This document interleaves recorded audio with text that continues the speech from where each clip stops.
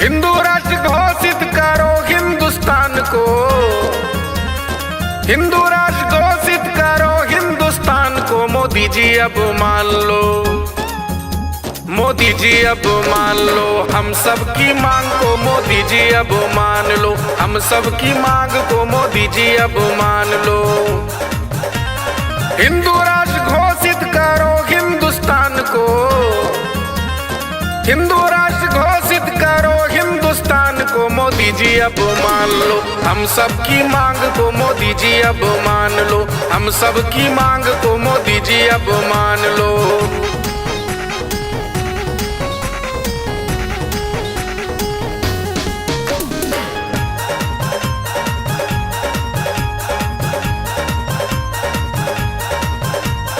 बहुमत में बैठे हो फिर कैसा डर है,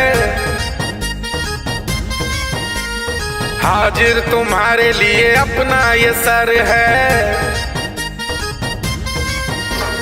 बहुमत में बैठे हो फिर कैसा डर है, हाजिर तुम्हारे लिए अपना ये सर है। हम सबको दे दो हमारे स्थान को,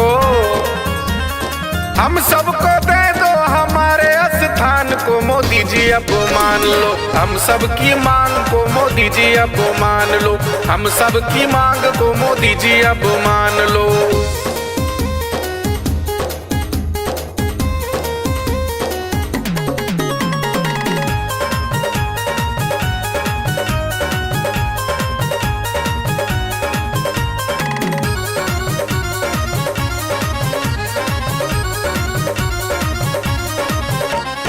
सत्य सनातन की महिमा है न्यारी, गूंज रहा डंका ये जाने दुनिया सारी। सत्य सनातन की महिमा है न्यारी, गूंज रहा डंका ये जाने दुनिया सारी। योगेंद्र वर्मा अब दे देंगे जान को, योगेंद्र वर्मा अब दे देंगे जान को। मोदी जी अब मान लो हम सब की मांग को। मोदी जी अब मान लो हम सब की मांग को। मोदी जी अब मान लो। हिंदू राष्ट्र घोषित करो हिंदुस्तान को,